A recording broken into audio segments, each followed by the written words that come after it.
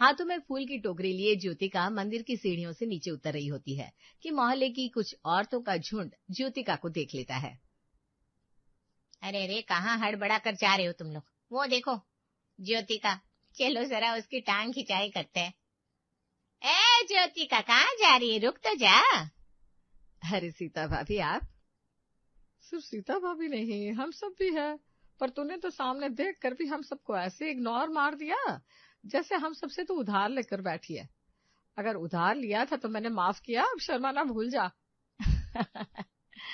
बड़ी मजाक करती हो तुम सब। मैंने ध्यान नहीं दिया होगा, वो मेरा दिमाग घर के कामों में था ना। इनको अभी खाना बनाकर भी देना है। मृदुल को एक बहुत बड़ी कैटरिंग मिली है, तो वो भी हड़बड़ी में होगा, तो वही जरा ध्यान था मेरा। बात तो तेरी सही है ज्योतिका, हड़बड़ी तो होगी है। हमें भी ऐसी ही हड़बड़ी रहती थी जब तक बेटे ब्याहे नहीं थे।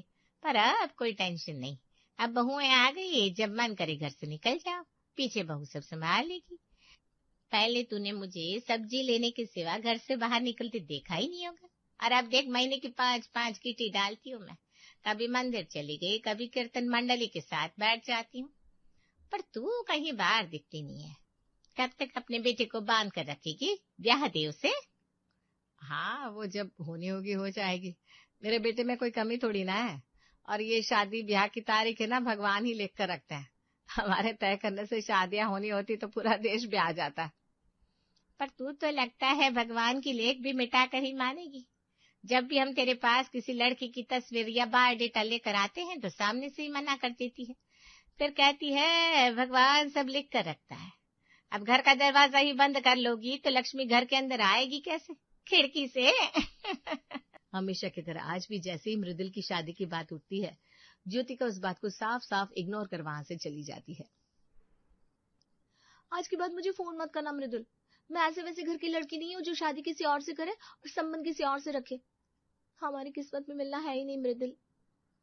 अरे जाने क्या हो गया, ये क्या बातें कर रही हो तुम तो मुझे वीडियो कॉल पर अपना नया सूट दिखाने वाली थी ना।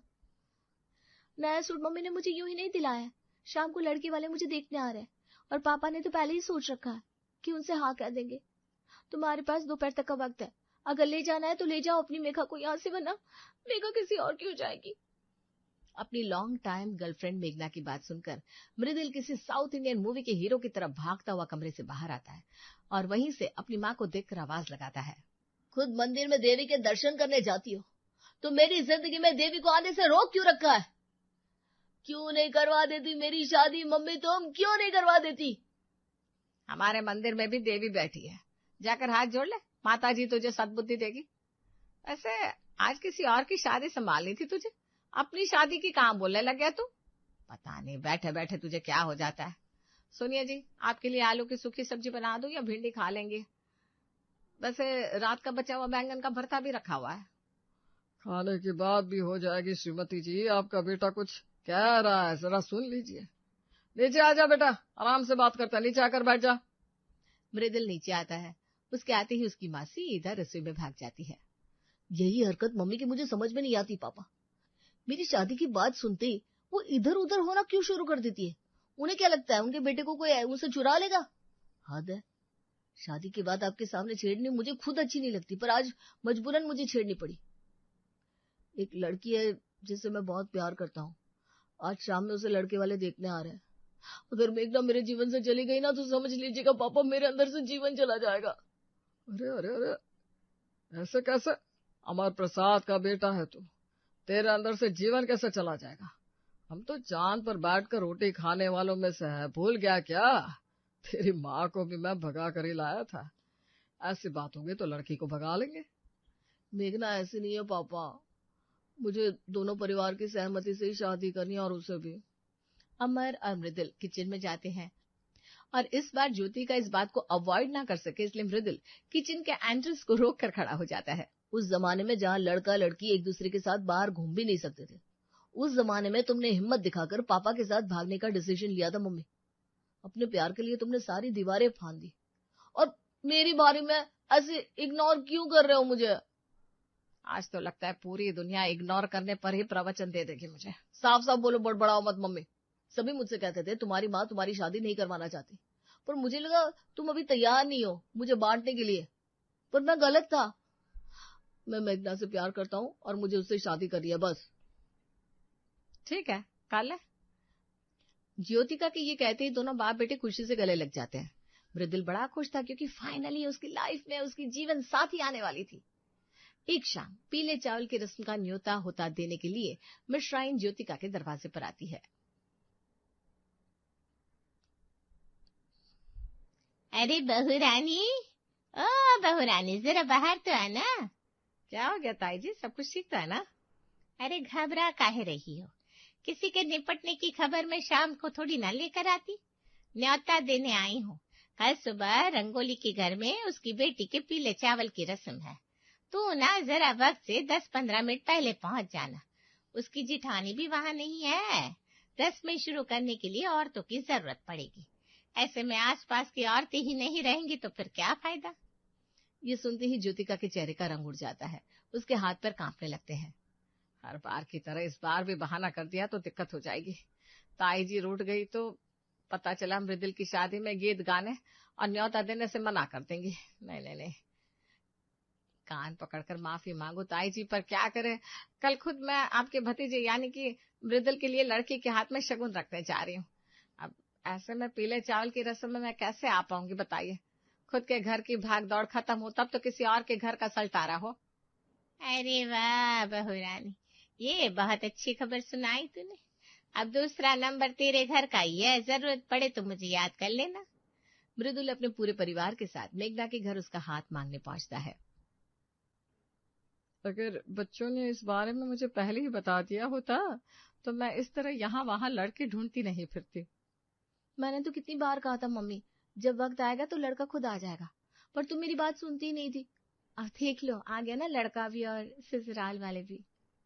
देखिए भाई साहब, मेरे मन में एक दुविधा है। आप लोगों से मिलकर लगभग सारी शंकाएं मिट गई है मेरी, पर दोनों परिवारों के रस्म जरा अलग होंगे। आप ठहरे बिहार के, हम ठहरे राजस्थान के, तो किस पक्ष के नियमों से शादी हो? सुबह आपके पक्ष की रस्मों से शादी हो जाएगी, रात को हमारे पक्ष की रस्मों से। ऐसे दोनों पक्ष के लोग खुश रहेंगे, किसी को कोई तकलीफ नहीं होगी। और इसी बात पर नारियल के साथ 5100 रुपये मृदुल के हाथ में रखकर उसकी सास उसका नेक कर देती है। अब तुम भी मेघना का नेक करो मम्मी। अब तेरी सास ने तेरा नेक कर दिया ना तो हो गई ना बात। दोनों तरफ से नेक होना जरूरी थोड़ी ना है। जरूरी कैसे नहीं बहन जी, बिल्कुल जरूरी है। हमने आपकी बेटी को अपना दामाद मान लिया, आप भी हमारी बेटी को अपनी बहू स्वीकार करेंगे तब तो बात बनेगी ना। अगर तैयारी से आप नहीं आए तो कोई बात नहीं, 101 रुपया या चांदी का सिक्का और नारियल देकर मेरी बेटी को रोक दीजिए, हमें कोई दिक्कत नहीं है। आगे जाकर सगाई तो धूमधाम से करनी है। बस इतना ही करना है तो 101 क्यों, मैं पूरे 1101 रुपए देकर शगुन करूंगी। दोनों परिवार के चेहरे पर खुशी साफ साफ झलक रही थी, पर ऐसे में एक चेहरा था जिसमें जरा भी खुशी नहीं दिख रही थी, और वो चेहरा था ज्योतिका का। कुछ दिनों बाद, हेलो पापा जी, वो मैं यहाँ पास में सगाई के लिए शॉपिंग करने आई थी, तो सोचा आपके यहाँ इडली पहुंचाती चली जाऊं। पास की कैफे में ना बड़ी टेस्टी इडली मिल रही थी, खाकर देखिए ना, बहुत सॉफ्ट है। और मैं क्या सोच रही हूँ, मैं और मृदुल ब्लू पहन रहे हैं, तो आप और मम्मी ना पिंक पहन लीजिए। कलर अलग पर मटेरियल और पैटर्न सेम, मतलब लगना चाहिए दोनों जोड़े तैयार है सगाई के लिए। फिर तो अंगूठी भी 2 और मंगवानी पड़ेगी ना बेटा। मैं मम्मी जी को अपने लहंगे की डिजाइन दिखाकर आती हूँ पापा जी। मेघा जैसे ही अपनी होने वाली सास के कमरे की ओर बढ़ती है, उसे सिसकने की आवाज सुनाई देती है। ये कुकर की फटी हुई सीटी सी आवाज कहाँ से आ रही है? किचन तो नीचे है। मेघना उस आवाज के पीछे पीछे जाती है और खिड़की से अंदर झांकती है तो उसकी सास एक पुरानी तस्वीर देखकर सिसक सिसक कर रो रही थी। हे भगवान, अगर ये सगाई हो गई तो क्या होगा? मैं कैसे सगाई का हिस्सा बनूं? काश उस दिन। काश उस दिन क्या मम्मी जी? मेघना को देखते ही ज्योतिका अपने आंसू पोंछ लेती है और उस तस्वीर को पलटकर भारी आवाज में कहती है, तुम्हारे होने वाले पति का कमरा पिछला वाला था, तुम गलत कमरे में आ गई हो बेटा। आप मुझे पसंद नहीं करती ना मम्मी जी? मुझे बताया था मृदुल ने कि आपने और पापा जी ने भागकर शादी की है, पर मुझे भागकर शादी नहीं करनी थी। मुझे दोनों परिवारों को साथ लेकर चलना था, क्योंकि ऐसी शादियों में बहुत दिक्कतें होती है। आप शादी के लिए मान तो गई हैं, पर आपके चेहरे पर खुशी है ही नहीं, तो क्या फायदा इस शादी का? मुझे तो ऐसा ही लगेगा मैं किसी का दिल तोड़कर शादी कर रही हूँ। अगर आप मुझसे खुश नहीं है तो मैं सगाई के लिए मना कर दूंगी। ऐसी बात नहीं है बेटा, और मैं तुम्हें क्या पसंद करूं ना करूं, रहना तुम्हें मेरे बेटे के साथ है। मेरी चिंता का कारण तो कुछ और ही है। मेघना ज्योतिका के बाजू में बैठ जाती है और उसके हाथ पर हाथ रखकर उसे हिम्मत देती है। अपनी बेटी समझकर जो कुछ भी आपके मन में वो बता दीजिए मम्मी जी, प्लीज। ये बात हम दोनों के बीच रहेगी, ये मेरा वादा है, मम्मा कसम। मृदुल के पापा ने मुझे घर से भगाकर शादी की थी, क्योंकि मेरे परिवार वाले शादी के लिए तैयार नहीं थे। उस वक्त मृदुल मेरे पेट में था, 15 दिन का होगा। ऐसे में मैं मर्सी के साथ भाग तो गई, पर आगे क्या करना था इसका अंदाजा मुझे नहीं था। वो रहा मंदिर, हम मंदिर में छुप सकते हैं। जैसे ही बारिश शांत होगी, ट्रेन पकड़कर मैं तुम्हें मेरे बड़े भाई के घर ले जाऊंगा। भैया सब कुछ संभालेंगे। अमर ज्योतिका का हाथ पकड़कर मंदिर की सीढ़ियों से अंदर जाता है। इतनी रात गए तुम दोनों यहाँ क्या कर रहे हो बच्चों? हम दोनों एक दूसरे से बहुत प्यार करते हैं पंडित जी। ज्योतिका के परिवार वाले तैयार नहीं हो रहे थे, इसलिए हम दोनों भाग गए। अब हम क्या करें? हमने अभी तक शादी भी नहीं की है पंडित जी, आप यही हमारी शादी करवा दीजिए, वरना बहुत बदनामी होगी हमारी। फेरे की तैयारी करने के लिए सामग्री की भी आवश्यकता होती है बेटा। ना ही मंदिर में वैसी सामग्रियां हैं, ना ही ऐसे मौसम में लाई जा सकती है। पर तुम दोनों की आंखों में एक दूसरे के लिए सच्चा प्यार देखकर मैं ये कह सकता हूँ कि ये जोड़ी जरूर ऊपर वाले ने ही बनाई है और इसे कोई तूफान नहीं तोड़ पाएगा। पंडित जी दुर्गा माँ के सामने पड़ी सिंदूर की डिबिया को लाकर अमर को देते हैं और अमर उस सिंदूर से ज्योतिका की मांग भर देता है। शादी के बारे में सिर्फ सिंदूर भरने जितनी ही समझ है मुझे, क्योंकि मेहंदी, हल्दी और जो भी रस्में होती हैं ऐसी कोई रस्में नहीं हुई थी। ना ही मुझे फेरों के बारे में पता है और ना उनके पहले होने वाली रस्मों की समझ। इसीलिए मैं हमेशा मृदुल की शादी की बात से भागती रही। मुझे उसकी शादी से दिक्कत नहीं थी, शादी की रस्मों से दिक्कत थी, क्योंकि मेरी शादी कभी हुई नहीं। मुझे खुद रस्मों की समझ नहीं है, मैं क्या अपनी बहू को बताती। अगर लड़की के परिवार वालों को ये दिख जाता तो वो लोग क्या सोचते, मेरे बेटे की कितनी बड़ी बदनामी होती। मुझे ये कहानी तो किसी हिंदी पिक्चर की क्लाइमेक्स जैसी लग रही है मम्मी जी, पर आपको फिक्र करने की जरूरत नहीं है, क्योंकि मेरी शादी में आपकी तरफ से क्या रस्में होंगी ये तो आपको ही बताना होगा। और इसके लिए मेरे और मृदुल की सगाई के पहले आपकी और पापा जी की शादी होगी। ये क्या कह रही है बेटा, लोग क्या कहेंगे? लोगों को कौन सा पता चलने वाला है कि ये पहली शादी है या दूसरी या तीसरी या चौथी। आजकल तो लोग 25वें एनिवर्सरी पर भी दोबारा से शादी करते हैं। ऐसे ही और आपकी पापा जी के एनिवर्सरी की तारीख पर आप दोनों की शादी हो जाएगी। प्रॉपर 5 दिन का फंक्शन होगा, जिसमें आपको सारे रस्म रिवाजों के बारे में पता चल जाएगा। और आपकी पापा जी की शादी नहीं हुई है, ये ग्लानि भी आपके मन से हट जाएगी। पर इसके बाद आपको मुझे वादा करना होगा, आप खुशी खुशी मेरी और मृदुल की शादी करवाएंगी। तो बहू के रूप में बेटी मिल गई बेटा। सच में मृदुल सही कहता था, तो साक्षात देवी है देवी। और अगली सुबह मेघा अपने मायके वालों के सामने सगाई की डेट एक्सटेंड करने की बात कर देती है। ये क्या बात हुई बेटा? पहले तो तूने हमसे छुपाया कि तेरे जीवन में कोई लड़का है, अब सगाई की तारीख जब हफ्ते भर बाद की निकल गई है तो तुझे डेट आगे बढ़ानी है। क्योंकि मुझे आज सुबह ही पंडित जी मिले और उन्होंने मेरी जन्म पत्री देकर मुझे ऐसी बात बताई, जिसे सुनकर मुझे डेट आगे बढ़ाने की सोचनी पड़ गई। उन्होंने कहा मेरे ग्रह अभी ऐसे बैठे हैं कि अभी 1 हफ्ते के अंदर मेरी सगाई हुई तो शादी के 1.5 साल तक घर में कोई अच्छा शगुन नहीं बैठेगा। अब मैं ये तो नहीं चाहूंगी ना कि मेरी शादी के बाद मेरे पीछे मेरे भाई बहनों की शादी ना हो। मैं तो सोच रही हूँ कि यहाँ मेरी विदाई हो, अगले 6 महीने के अंदर भाई की शादी लग जाए। तो सगन तो पीछे देखना पड़ेगा ना मम्मी। ऊपर से ये सुनो, मेरी सासू माँ मतलब होने वाली सासू माँ और ससुर जी की एनिवर्सरी आ रही है, उस पे वो लोग प्रॉपर शादी करने वाले। अगर मैं पहले ही शादी करके उस घर में चली गई तो शादी के सारे फंक्शंस की तैयारी मुझे करनी पड़ेगी ना। तो पहले वो सब कुछ निपटने देते हैं, फिर फट से मैं सगाई करके शादी कर लूंगी। होशियार हो गई है तू, कितनी समझ तो मुझ में भी नहीं थी। कभी तो तेरे पापा से शादी कर ली, तू अपने पापा पर गई है, इतना दिमाग उन्हीं के पास है। और जो कहीं देखा ना हो ऐसा दृश्य ज्योतिका के घर में होता हुआ दिख रहा था। कंवारी बहू अपनी सास को उपटन और हल्दी लगा रही थी। कहीं हल्दी की रस्म हो रही थी तो कहीं तिलक की, और फाइनली फेरे, और फिर हो जाती है ज्योतिका और अमर की शादी। मम्मी ने मुझे सब कुछ बताया। तुमने इतना कुछ किया मेघना, मैंने सोचा भी नहीं था कि तुम अपनी सगाई की डेट एक्सटेंड कर दोगी सिर्फ मम्मी के मन से वो डर और शर्म हटाने के लिए। हाँ तो अच्छा ही हुआ ना, वैसे भी मुझे तुम्हारे कल्चर के बारे में कुछ पता नहीं था। इन फंक्शंस को देखकर मुझे भी अंदाजा हो गया, अब मुझे भी कोई प्रॉब्लम नहीं होगी। दिया गर्मी में पसीना पोंछते हुए रसोई में खाना बना रही थी। तभी उसकी बेटी सुप्रिया रसोई में आती है और कहती है, मम्मी मेरा लंच पैक हुआ या नहीं, प्लीज जल्दी कर दो वरना वैन निकल जाएगी और मैं स्कूल के लिए लेट हो जाऊंगी, आज मेरा टेस्ट भी है। हाँ हाँ बेटा, बस 5 मिनट, बस ये आखिरी पराठा सिक जाए फिर तुम्हारा टिफिन एकदम तैयार है। तुम जाकर अपनी पानी की बोतल बैग में रख लो। सुप्रिया वहां से चली जाती है। दिया जल्दी जल्दी पराठा पलटती है। तभी हॉल के पास वाले कमरे से उसके पति अमित की आवाज आती है, अरे दिया, मेरी नीली वाली शर्ट नहीं मिल रही है, अलमारी में कहाँ रख दी तुमने? मुझे आज क्लाइंट मीटिंग में जाना है।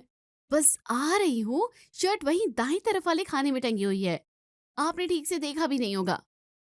दिया गैस धीमी करती है और दौड़कर कमरे में जाती है। वो अलमारी खोलकर तुरंत शर्ट निकालती है जो अमित की आंखों के सामने ही थी, पर उसे दिख नहीं रही थी। वो शर्ट अमित के हाथ में थमाती है और वापस रसोई की तरफ जाती है। तभी बीच में ही उसकी सास सविता उसे रोककर कहती है, अरे दिया बेटा, 7:10 हो गए हैं और हमें अब तक चाय नहीं मिली।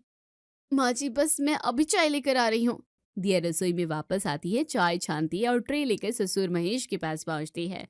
महेश अखबार पढ़ रहे हैं। दिया उन्हें पहले पानी का ग्लास और शुगर की दवाई देती है, फिर और रसोई में जाती है और उन्हें फीकी चाय लाकर दे देती है। दिया बेटा, अब दवाई तो खा ली है, लेकिन नाश्ता आने में कितनी देर है? अब उम्र हो गई है, ज्यादा देर भूखा नहीं रहा जाता। जी ससुर जी, बस अभी लगा रही हूँ। अगले 15 मिनट दिया के लिए किसी मैराथन से कम नहीं होते। वो डाइनिंग टेबल पर नाश्ता लगाती है, सुप्रिया को वैन तक छोड़ती है और फिर सबको खाना परोसती है। इसी बीच उसकी ननद आरती, जो एक बड़ी कंपनी में काम करती है, बहुत ही स्टाइलिश और महंगे ऑफिस वियर पहनकर तैयार होकर, उसके हाथ में एक महंगा हैंड बैग है और वो परफ्यूम की खुशबू बिखेरते हुए आती है। गुड मॉर्निंग, नाश्ता तैयार है? हाँ हाँ ननद जी, आप बैठिए, मैं लगा रही हूँ। थैंक्स भाभी। अब सभी लोग डाइनिंग टेबल पर बैठकर नाश्ता करते हैं। उसके बाद आरती अपना बैग और टिफिन उठाती है और घर से बाहर निकल जाती है। अमित भी नाश्ता करके ऑफिस के लिए रवाना हो जाता है। घर में सिर्फ और सिर्फ दिया और सास ससुर रह गए हैं। दिया सुप्रिया को बस स्टॉप पर छोड़ने के लिए बाहर निकलती है। वहां उसे उसकी सहेली कुसुम मिल जाती है, जो अपने बच्चे को छोड़ने आई है। क्या बात है दिया, तुम तो हमेशा ऐसे ही जल्दी में रहती हो, ऐसे जैसे कि कोई ट्रेन छूट रही हो। क्या करूं यार कुसुम, घर में सास ससुर है, पति है, बच्ची भी है, सबकी अपनी अपनी डिमांड होती है। सुबह से एक पल बैठने का मौका नहीं मिला। बातें करने के बाद दिया वापस घर आती है। अब उसके सामने बर्तनों का पहाड़ है। वो सारे बर्तन इकट्ठा करके सिंक में धोती है। उसके बाद झाड़ू पोछा लगाकर घर की साफ सफाई करती है। इसके बाद वो ढेर सारे कपड़े धोकर बाल्टी लेकर छत पर आती है। तेज धूप में कपड़े फैलाते हुए वो सामने वाली बिल्डिंग की तरफ देखती है और गहरी सोच में डूब जाती है। आरती की जिंदगी कितनी अच्छी है। सुबह तैयार होकर निकलो, घर की सारी किचकिच और टेंशन वहीं दरवाजे पर छोड़ दो। ऑफिस में जाकर आराम से एसी में बैठो, नए नए लोगों से मिलो, ना कपड़े धोने का डर, ना बर्तनों की फिक्र, ऊपर से अच्छे अच्छे कपड़े पहनने को मिलते हैं। और यहाँ मेरी जिंदगी देखो, सिर्फ काम और काम और काम। काश मैं भी आरती जैसी जिंदगी जी पाती। कम से कम ये रोज रोज की घिसी पिटी जिंदगी से तो छुटकारा मिलता। दूसरी तरफ आरती अपने कैबिन में बैठी कंप्यूटर चला रही है। तभी उसकी सहेली निकिता उसके पास आती है। निकिता के हाथ में कुछ फाइल्स होती है। वो कहती है, आरती जरा संभल कर, बॉस का मूड आज बहुत खराब है और वो तुझे अभी अपने कैबिन में बुला रहे हैं। शायद उस सुबह वाली रिपोर्ट को देखकर कुछ दिक्कत है। क्या? पर मैंने तो वो रिपोर्ट बहुत ध्यान से बनाई थी। अच्छा, मैं जाकर देखती हूँ। आरती डरते डरते बॉस के कैबिन में घुसती है। बॉस एक सख्त मिजाज आदमी, वो एक फाइल को मेज पर जोर से पटकते हुए कहता है, आरती, ये क्या बकवास है? तुमने ये डेटा सही तरीके से अरेंज नहीं किया है। चार्ट्स में इतनी गलतियां। तुमने काम किया भी है या सिर्फ ऑफिस में बैठने आती हो? ये तरीका नहीं है काम करने का। मुझे ये शाम तक दोबारा सही चाहिए। आई एम सॉरी सर, सच में सॉरी। मैं अभी इसे ठीक कर देती हूँ। शायद कुछ कैलकुलेशन में गलती हो गई होगी। मैं इसे अभी फिर से करना शुरू करती हूँ। आरती बाहर आती है और अपनी सीट पर बैठकर अपना सिर पकड़ लेती है। निकिता फिर से उसके पास आती है। क्या हुआ? बॉस ने फिर से करेक्शन दे दिया क्या? उनकी कैबिन से आवाज बाहर आ रही थी। हाँ यार निकिता, ये बॉस भी ना बहुत परेशान करते हैं। कितनी भी मेहनत कर लो, उन्हें कभी कुछ पसंद नहीं आता। अब मुझे इस फाइल को ठीक करने के लिए कम से कम 2-2.5 घंटे एक्स्ट्रा काम करना पड़ेगा। आज की शाम भी गई। हाँ यार, कॉर्पोरेट लाइफ का तो यही हाल है। हम सिर्फ एक कठपुतली है। अब क्या कर सकते हैं, काम तो करना ही पड़ेगा वरना इंक्रीमेंट रुक जाएगा। चल मैं तेरे लिए कॉफी लेकर आती हूँ। शाम के 7 बज चुके हैं। आरती घर पहुंचती है और वो हॉल में सोफे पर ढह जाती है और अपनी भाभी को आवाज देकर कहती है, भाभी, ओ भाभी, प्लीज मुझे एक कड़क कॉफी पिला दो, मैं बहुत बुरी तरह से थक गई हूँ। हाँ ननद जी, बस लाई। आप जाकर मुंह हाथ धो लीजिए। आरती अपने कमरे में जाती है, पर आराम करने की बजाय वो अपना लैपटॉप खोलकर फिर से काम करने लगती है। दिया ट्रे में कॉफी लेकर कमरे में आती है। वो देखती है कि आरती लैपटॉप पर कुछ टाइप कर रही है। दिया उसे कॉफी देते हुए मन ही मन सोचती है, कितनी अच्छी जिंदगी है इसकी। ऑफिस से आई और कॉफी तैयार मिल गई। यहाँ तो सब कुछ खुद ही करना पड़ता है। बस कमरे में आओ, आराम से लैपटॉप चलाओ, कोई जिम्मेदारी नहीं, कोई बोझ नहीं। क्या ठाठ है। दिया वहां से चली जाती है। इधर आरती कॉफी का घूंट भरती है और खिड़की से बाहर देखती हुई दिया के बारे में सोचने लगती है। भाभी की कितनी अच्छी जिंदगी है। सारा दिन घर में रहती है, ना बॉस की डांट सुननी पड़ती है, ना डेडलाइन का डर। जब मन किया सो गई, जब मन किया टीवी देख लिया, और कोई एक्स्ट्रा काम का बोझ नहीं। बस घर में रहो और सारा दिन एसी में मजे करो। काश मेरी जिंदगी भाभी जैसी होती, कम से कम ये मानसिक तनाव तो नहीं होता। कुछ दिन ऐसे ही बीत जाते हैं। एक दिन घर पर सविता की बहन और उनके कुछ लोग आते हैं। दिया सुबह से मेहमानों की खातिरदारी में जुटी हुई है। बुआ जी सविता से कहती है, अरे सविता, तेरी बेटी आरती कहाँ है? अब तक ऑफिस से आई नहीं है क्या? बस आते ही होगी दीदी। मेरी बेटी बड़ी पोस्ट पर है ना, तो काम भी ज्यादा रहता है। शाम हो जाती है उसे आते आते, पर वो बहुत मेहनती है। तभी आरती ऑफिस से आती है। वो काफी थकी हुई है, लेकिन बुआ जी को देखकर चेहरे पर मुस्कान लाती है और उनके पैर छूती है। नमस्ते बुआ जी, आप कब आई? हाँ बेटा, थोड़ी देर पहले। तभी माधवी की बहू नैना आरती के कपड़ों को ध्यान से देखते हुए कहती है, "हाँ, वाह आरती, तुम्हारी ड्रेस तो बहुत सुंदर लग रही है। सच में तुम्हारा फैशन सेंस लाजवाब है। थैंक्स, ये कल ही मैं लेकर आई थी ऑफिस के लिए। हाँ, ऐसी फॉर्मल ड्रेसेस जरूरी होती है ना? हाँ यार, तुम्हारी ड्रेस कलेक्शन की तो पूरे खानदान में तारीफ होती है। हर कोई कहता है कि आरती कितनी अपडेटेड रहती है। सविता, मैं तो अपने बेटे के लिए भी कोई ऐसी ही जॉब वाली लड़की ढूंढ रही हूँ। आजकल घरेलू लड़कियां तो बहुत मिल जाती है, पर जॉब वाली और आत्मनिर्भर लड़कियां कहाँ मिलती है। आरती को देख कितनी अच्छी पोस्ट पर है। तो बहुत खुश नसीब है सविता कि तेरी बेटी इतनी काबिल है। तभी दिया नाश्ता लेकर वहां आती है और सभी को नाश्ता लगाते हुए सारी बातें सुनती है और मन ही मन सोचती है, नन्हे जी का तो अच्छा ही है, सिर्फ उन्हें ही तारीफ मिलती है। ऑफिस से आकर बैठ गई और बुआ जी उनकी काबिलियत के कसीदे पढ़ रही है। मैंने सुबह इनके लिए पकवान बनाए, सबको नाश्ता कराया, सेवा की, पर मेरी किसी ने एक भी बार तारीफ नहीं की। जैसे मेरा काम तो काम ही नहीं है। इनकी जिंदगी सचमुच बहुत आसान और अच्छी है। तभी सविता कहती है, अरे दिया, खड़ी खड़ी क्या सोच रही है? जा बहू, जल्दी से सबके लिए खाना बना ले, मेहमानों को भूख लग रही होगी। जी माँ जी, मैं अभी बनाती हूँ। अब दिया रसोई की तरफ चली जाती है। वो सभी के लिए खाना बनाती है और सभी के लिए खाना परोसती है। सभी लोग खाना खाने लगते हैं। खाना खाते हुए बुआ जी कहती है, आरती बेटा, हो सके तो मेरी बेटी की भी कहीं जॉब लगवा देना। तू तो बड़े लोगों को भी जानती होगी। जी बुआ जी, मैं जरूर कोशिश करूंगी। मेरे ऑफिस में वैकेंसी होगी तो मैं बता दूंगी। तभी अमित खाना खाकर गुस्सा होते हुए कहता है, दिया, ये क्या किया है तुमने? खाने में इतनी सारी मिर्च डाल दी है। क्या तुम्हारा ध्यान कहीं और था? जीभ जल गई मेरी। अब वो धोखे से थोड़ी ज्यादा गिर गई होगी, मुझे माफ कर दीजिए। अरे तो अच्छे से काम किया करो ना। ये क्या है, रोज का काम है तुम्हारा, फिर भी ऐसी गलतियां। इतनी मेहनत करने के बाद सिर्फ डांट। कोई मेरी मेहनत नहीं देखता। काश मेरी जिंदगी भी आरती जैसी होती, कम से कम इज्जत तो मिलती। कुछ देर बाद बुआ जी और उनकी बहू चली जाती है।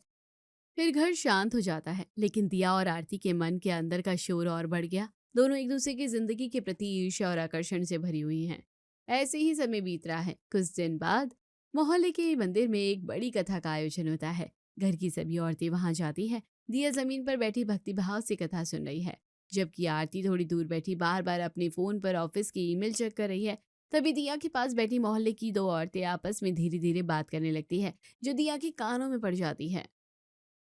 सविता बहन कितनी खुशनसीब है ना, उसे दिया जैसी बहू मिली। देखो कितनी संस्कारी है, सारा काम खुद संभाल लेती है और घर में हमेशा रौनक रहती है। बिल्कुल सही कह रही हो, आजकल तो बहुएं मिलना मुश्किल है। मेरी बहू तो जॉब पर जाती है, सुबह निकलती है और रात को आती है। सारा घर मुझे ही संभालना पड़ता है। इस उम्र में भी रसोई में खटना पड़ता है। ऐसी घरेलू बहू तो सास की जिंदगी को जन्नत बना देती है। आरती सारी बातें सुनकर मन ही मन सोचती है, देखो लोग भाभी की कितनी तारीफ कर रहे हैं।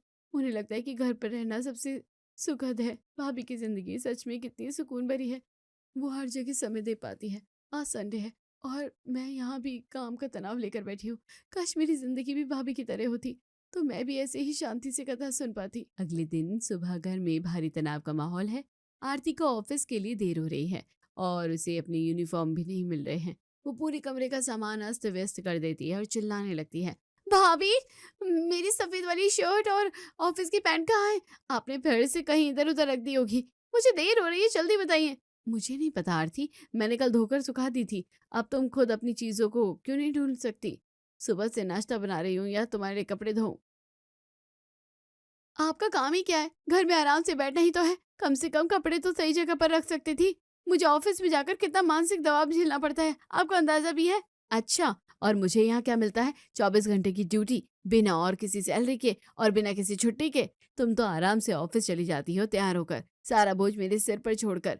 तुम्हें क्या पता घर संभालना क्या होता है? दोनों की बहस इतनी बढ़ जाती है कि सास ससुर महेश को बीच बचाव करने आना पड़ता है। अमित और सविता भी वहां पहुंच जाते हैं। बस करो तुम दोनों, रोज रोज का ये ड्रामा अब सहन नहीं होता। आरती को लगता है दिया की जिंदगी आसान है और दिया को लगता है आरती की जिंदगी स्वर्ग है। अगर तुम दोनों को एक दूसरे की जिंदगी इतनी पसंद है तो क्यों ना तुम दोनों अपनी अपनी जगह बदल लो। मतलब ये कि अगले 1 महीने के लिए आरती घर संभालेगी और दिया तुम बाहर जाकर काम करोगी। आरती तुम अपनी जॉब से छुट्टी लो या वर्क फ्रॉम होम करो, पर घर का सारा काम रसोई से लेकर सफाई तक तुम्हें करना होगा। और दिया तुम अपनी पुरानी डिग्री का इस्तेमाल करो और किसी ऑफिस में जॉब ढूंढना शुरू कर दो। तब तुम दोनों को समझ आएगा कि दूसरी तरफ की घास हमेशा सबको हरी भरी क्यों दिखती है।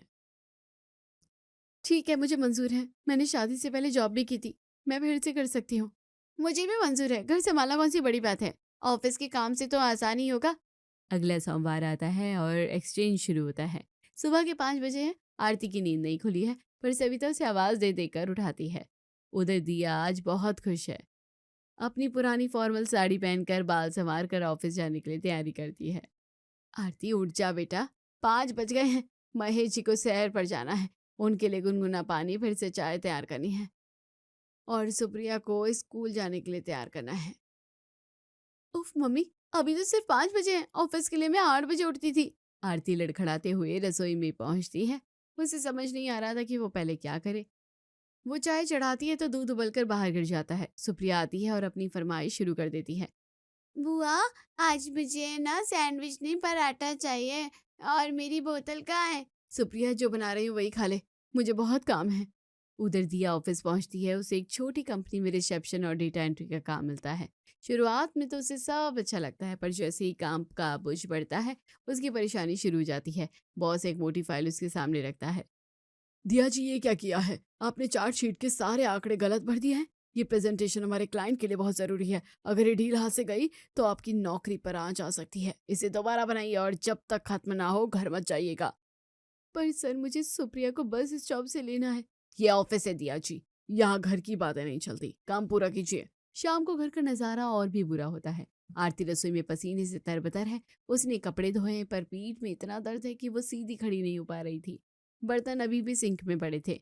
हे भगवान, इससे अच्छा तो मेरी ऑफिस की जिंदगी थी। कम से कम एसी में बैठती थी। यहाँ तो सुबह से शाम हो गई और काम खत्म होने का नाम ही नहीं ले रहा।